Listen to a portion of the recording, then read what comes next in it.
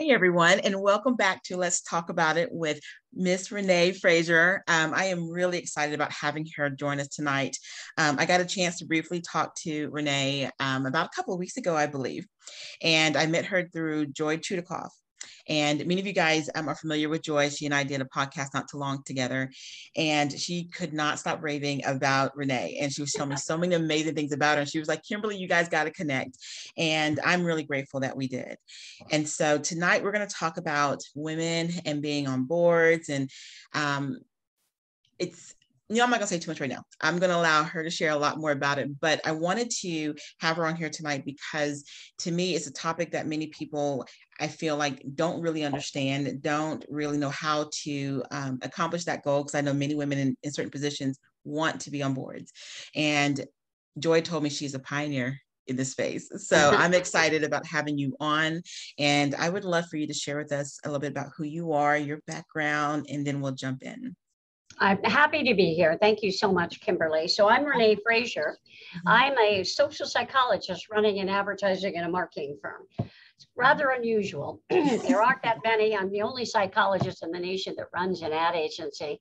And I'm proud to say we've been around for 23 years. We have been successful. We're the largest woman-owned and woman-led in Los Angeles. Wow. But that includes working on digital, television, radio, outdoor, social media campaigns for clients like Toyota, Lexus, HealthNet, and then a lot of health campaigns for hospitals. So if anybody's interested in an advertising or marketing campaign, my team of 25 would be great to work on it. But what we're here to talk about today really is my passion. Yes. I'm a big advocate for women in leadership. About 15 years ago, I decided I've got to focus on moving women into leadership roles because the world is not going in the right direction. And the decision makers are mostly men. And one area that I focused in on was how do we get women on corporate boards? They set the agenda for companies. They can ask questions about our employees getting the right maternity benefits. They can raise the visibility of environmental issues. Women can really guide and direct a company and a culture in so many ways when they're on the board. But what I discovered back in 2011 when I started this, it was about 12% women on boards. And I joined an organization called 2020. Our goal was to get 20% on boards. Well, we surpassed that in 20. We're over 21%. And now we're called 50-50. So we're striving for gender equity. Nice. And I have in that program, we have a number, it's a nonprofit, of workshops you can take. And then I started a separate program called Pathways to focus on women of color. And I'll stop there and you can ask a few questions and then I can give even more statistics and facts, especially the steps of what it takes to get on a board. And that's what I want to talk about because there's so many women that I know that are in different managerial positions in a corporate. And I think there's a stigma of they're not qualified enough or they may not have this or that or what have you. So what if someone is interested in serving on a board, what would that look like and what does those first steps need to be? So let's talk about the kinds of boards there are. Okay. There are corporate boards. And there is an index called the Russell 3000. That's kind of like the NASDAQ or the S&P 500, but it's deeper, right? It's 3,000. Those corporate companies have boards of directors. Those people get compensated. They get paid for their time. Ranges $50,000 to $300,000-$400,000 for the large corporations, and they often get stock options. Those boards, the larger they get, the harder it is to get on them, right? Makes sense. Yeah. And women typically and men have been chosen if they have P&L responsibility. Okay. If they've been a CEO of a corporation. And that was limiting the world. That's one of the reasons we had so few women. We now have 27.3% of those companies have women in their board seats. Wow. So we've been inching up pretty significantly. In California, I'm happy to say it's about 32% because we have a law in place that tells companies they have to have women on their boards or else they get fined. You used to have to be a CEO, financial responsibility. It's still important, but what's happened is you can position yourself for a board in a couple of different ways. Here's what I recommend and what the 50-50 Women on Boards folks recommend. It's important to understand how a board operates, and the best way to get experience is on a nonprofit board. Okay. So sitting on a nonprofit board, but it has to be a large one. Mm-hmm. Has to be a large corporate board like lung cancer, American Red Cross, United Way, so that it has a big footprint. And Okay. then when you're on that board, you have to play an important role. You don't just sit there and listen quietly. You help raise the money, you help with strategic planning, you get engaged with the work. And unfortunately, on most of those boards, you also have to give money. There's a giver yet, right? Okay. Yeah. And many times your corporation will give the money. So sitting on a board means you learn what it's on a board. For example, most boards have a governance and nominating committee. Okay. They have a finance and audit committee. They'll have an ESG, right? Environmental, social, and governmental affairs committee. They might have a talent retention committee. So you've got to learn what are the committees, and they're very similar on the nonprofit side, and then learn how to comport yourself in that environment. But the big deal is to make an impact, right? To be able to say, when I was on that nonprofit board, I did X, Y, and Z. The next step is strategic networking. And I can talk about that, or do you want to ask a question about it first? I do. Yeah, I want to ask you a question. Why do you feel it's important for women to serve on boards? Oh, that's a good question. I think women can make a big difference. You know, when you're on a board, you are able to ask questions and ask for consideration of issues. You're not micromanaging a company. Right. But as I said a few moments ago, you can ask questions about how are we retaining our employees? Are we a family-friendly workplace? Right. And you can really force them to start to reevaluate things go to your own core values. And you can hold a company to their own values, right? If our mission is to make the world a better place, how much money is really going to our social impact? How are we measuring it? Are you elevating women inside the company? What are your efforts on DE&I? And show us a record of those being intact and sustainable, not just a one-time only thing. So women get to raise very important issues and change the culture, as well as sometimes the way the company operates internally. So I'm curious because you mentioned how the rate is much stronger in California, but is this like a per state kind of issue, something that you're seeing that has to be handled on a state level, or how does that process work? Because I know some of the women that are going to be watching are in different states across. Right. Right. And it depends. You're more likely, you can be on a board in any part of the country, and there's also boards internationally as well. But you're more likely to have relationships and know people on the board in the community that you're in and where the corporation is. At the 50/50 Women on Boards website, 5050wob.com, they have a directory, and you can find every company on the Russell 3000. And you can find out who's head of the company and how many women they have. If they have none, that's maybe a good target for you to get on. So there are opportunities for women to find ways to get on.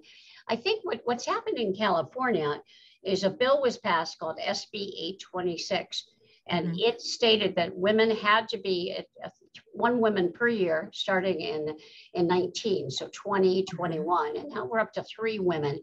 Unfortunately, there was a conservative group that put a lawsuit against it, and the judge, a woman, conservative, said, no, it's not valid. So right now we're in the process of appealing it. But the good news is it's already made a difference. It used to be 16% as soon as the bill went into place. It's now 32% women. And other states, like a friend of mine is the head of the LA Chamber of Commerce, Maria Salinas. And she told me, Renee, when I get on calls with the other chambers around the country, they're saying, how's it going in California? That law, is it hard on you? And the good news is, we hear that most men on those boards say, hey, this is a good idea. I didn't know there were so many women. I've got new talent. And I wanted to make a point, Kimberly, that I mentioned the financial capabilities. You do have to know finances, right? But no longer do you have to be a CEO. They're interested in people who bring talent like cybersecurity, digital marketing, talent acquisition. So if you have skill sets in those areas, that could be part of your strategic marketing strategic networking. Yes. That you I like that. About yourself. I would love for you to talk a little more about the strategic networking. And then I do want to tap into the cultural side, the diversity side, because I know that's also another area of your passion too. Absolutely. But so, the strategic networking is very important. When my friend Betsy Berkemer wrote the book called The Board Game, she interviewed about 60 women who got on boards. 80% of them had been on nonprofit boards beforehand. And it was strategic networking. Another friend of mine, Diana Ingram, is on the Rexford Industries. Okay. She's African American. She got selected through LinkedIn, which is really unusual. Yeah. I know, she was surprised. But Okay. what originally happened, the work that she did is really the best example of strategic networking. She took the time to develop a spreadsheet of the people she knew from the other boards she was on, Okay. mostly white men, right? And she went and contacted them and said, could I have a lunch with you and talk about board engagement? I really think I'm prepared now at the stage of my career, and I'd like to know what it takes. And sure enough, those men, they took the lunches and the coffees, and then they became Zoom meetings. Yeah. And he told her, yeah, you have what it takes. Here's what you have to think about doing. So and how you should position yourself. Remember, you can't, it's not about a job resume. It's a much shorter, to the point story about yourself. Okay. And she found several people who then made introductions to her to others. Now, this was important because even though they connected with her originally through LinkedIn, they asked about her network, they asked for references. So all those people she had strategically worked with on boards, they were willing to say really good things about her. And it helped to be, for her to be kind of vetted, right, by who's out on boards, and said she's going to be an extremely valuable member of your board. So these boards that you're mentioning, I know you mentioned there's different kind of boards. These are more on the nonprofit side, because my assumption would be, like, if I'm not a part of a certain company, being a part of that board probably wouldn't be a good fit, but I can probably have a little bit more of an opportunity on nonprofit boards. You can definitely have a big impact on the nonprofit boards. And I'm gonna say one of the ways I think it's made so much difference in my life. But on the company boards, they expect independent. They have to have. There was a series of laws and statutes passed called Sarbanes-Oxley, and they have to bring on people from other companies and outside. And if you have expertise in cybersecurity, or you're very good on the talent side, and you're not a CEO, you might get a board seat, especially if you go smaller. Obviously, as you start out smaller, it's going to be easier. There are also private companies that have boards, and they often pay people as well. And in those boards, you can have a lot more engagement and involvement. There's not as much heavy regulation as you can imagine. The corporate boards are regulated by the SEC. But back to the nonprofit board. So yes, I find that serving on nonprofit boards, you can add your own value in so many ways. And the other people on the board see how well you operate, how smart you are, what you contribute, and they might give you a job assignment. That's happened to me with my company. We've got an advertising campaign and branding assignments from some of the people I work with on the nonprofit boards. Interesting. Okay. Well, I would love for you to share a little bit more about the pathways. Pathways. Oh, yes. That's my big passion. Yeah. I can tell. Yeah. I don't know if you noticed, I know when we talked before, your face lit up.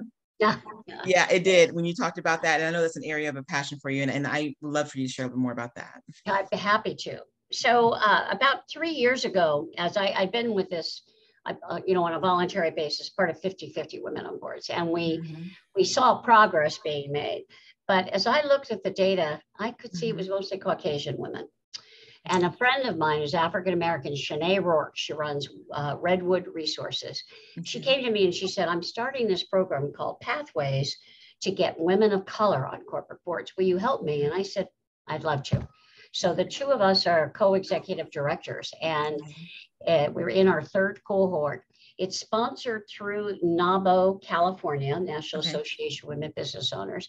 And the application process is going to be starting in September. So Kimberly, I can give you the connection information, and maybe some folks would like to apply. Please do. So, I will do that. So the program is a small mentoring program. We have identified 8 corporate directors, mostly women, some men, all people of color. And they mentor one-on-one one of the women in the program, in the cohort. So we have 7. And then in addition, remember how I talked about getting familiar with how it operates? Right. We do roundtables, discussions, online all now, about governance, about finance and audit, about ESG, about mergers and acquisitions. So you're familiar with what it takes. We also prepare, the mentor works with each person on a pathway.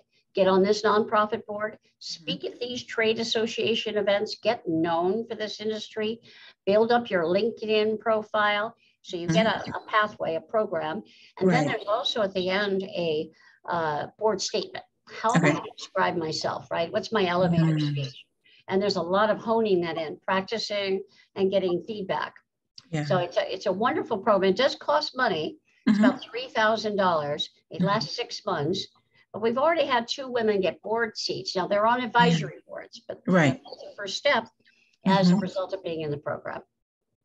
Nice. And so is this something that they don't have to live in California to actually be a part of it? It can be anywhere. Correct. You can be anywhere. We do it virtually. We do like to hold an in-person event. We're going to be holding a graduation event, and we usually hold a startup event. It's a good time to be with that board of director. Remember that strategic networking. If you can have somebody else advocating for you, and quite a few of the people we have will say to us, they come to me and ask me for people's names. I've got to remember. And they also say, they don't use the word nag, but remind me. Send me a note when you get a promotion. Let me know when you've moved on to a different company. Stay in touch, because they are very committed to bringing on other women of color, all of our directors. And, that's very common, as you can imagine. The nominating committee identifies a list of people they think would make sense. They will often use an outside recruiting firm, but sometimes they've really got their own list made up. So knowing those people and being able to be referenced by them and vetted by them helps a great deal. So just to kind of recap, so basically one of the first pieces is obviously to get connected to a nonprofit and kind of just get to know the organization, make sure that's in alignment with your values and things that you really want to be a part of. Because I don't want to mistaken that it's just a matter of just getting on a nonprofit. It has to be something you're very passionate about, because obviously that's going to translate through. And then from there, just kind of spend time kind of networking and connecting. Even in that, do you have some tips for people on what to do in that space, especially if it seems like it's still kind of hard to kind of break through, if you will? Well, I think you're right about being passionate. And there are a couple of ways in. One is to volunteer for the organization and ask questions of the staff, get to know the executive director. Another is to ask the executive director to serve on committee first. And choose an area where you feel like, for instance, I would go into marketing because I run a marketing and advertising firm, right? And I sat on committees with United Way where we branded what they were doing. We helped articulate a point of view. We produced a report called Tale of Two Cities, terrible discrepancies, right, between the rich and the poor in Los Angeles. How do we change that? We really put our mark on how to do that. And then I, would speak to the mayor and other people. So I got good visibility, but it also showed me actively doing the work for United Way. And the other people around me said, boy, she came up with some good naming ideas. She understands how to do marketing, and she's presentable. She talks well. So, it helped open the door for me. So find something you're passionate about, but then where can you add value that's based on your real expertise? And I'm a little bit catty about this. I don't be the person who chooses the color of the napkins at the gala event. Try to step back and do something that's more strategic and noticeable. In some cases too, it's raising money, campaign development, getting corporate sponsors. And then sitting on the finance committee is important, because you'll see how their balance sheet is run. You'll hear their issues with their investments and credit issues. And so that when somebody says to you, well, what's your financial experience? Well, my company's, only $3 million, but the board I've sat on, we managed $20 million. I was on the finance committee, and I worked very closely with our accountants on our audits. Audit is a critical thing. So it's good to have audit and finance experience on the nonprofit side. Okay. Well, that's a lot of information. I know. No, but it's easier. That's why it also takes time. This is not a 6-month thing. But I love that you're presenting it that way, because I think, I know women who want to obviously advance in their career and do really life-changing things, but there's a process, and it takes time. And listening to what you're sharing, it wasn't an overnight thing. It's something you had to build and cultivate relationships, show your value, add the value. And now this is work on the nonprofit side. Like if you do work in a corporate environment and you're starting in the nonprofit side, I know that women sometimes always feel they don't have time to do all these different type of things. It's hard. And so I know that's always like a constant refrain. But would your advice be that if this is something that you really truly want to do, kind of make the time kind of I thing? would say that. I think Okay. make the time. I think the other thing is to think about your timing. Yeah. The likelihood of getting on a board when you're in your 30s is pretty low, unless you're some Okay. kind of a superstar like in digital marketing.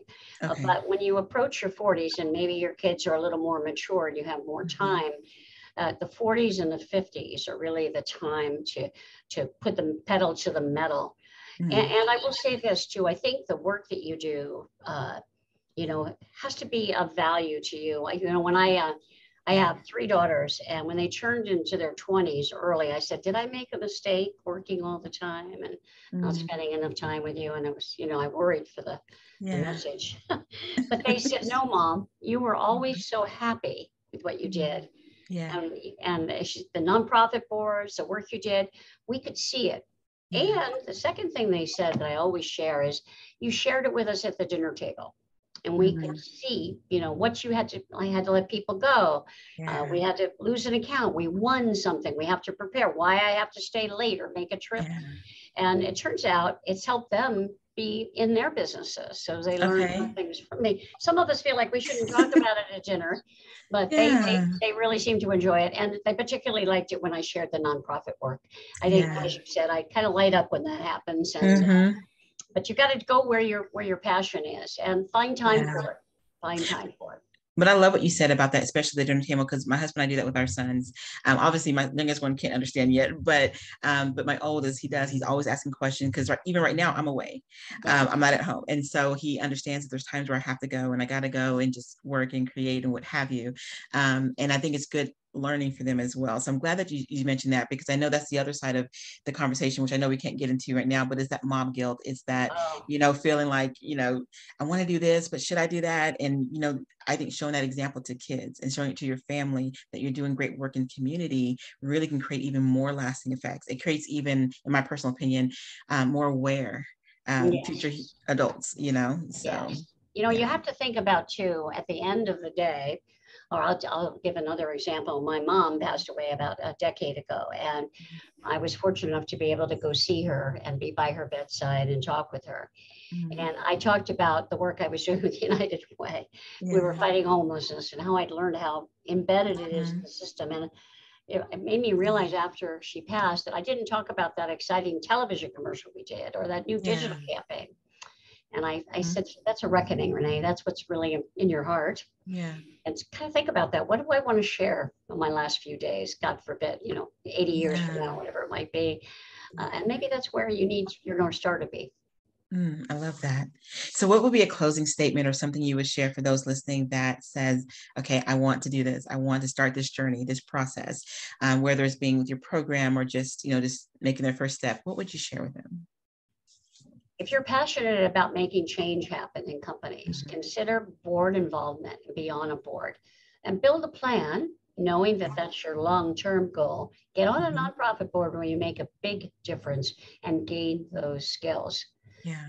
And don't lose sight of your vision. Even if you don't make it to the board seat, it's going to mean you move up in your own company.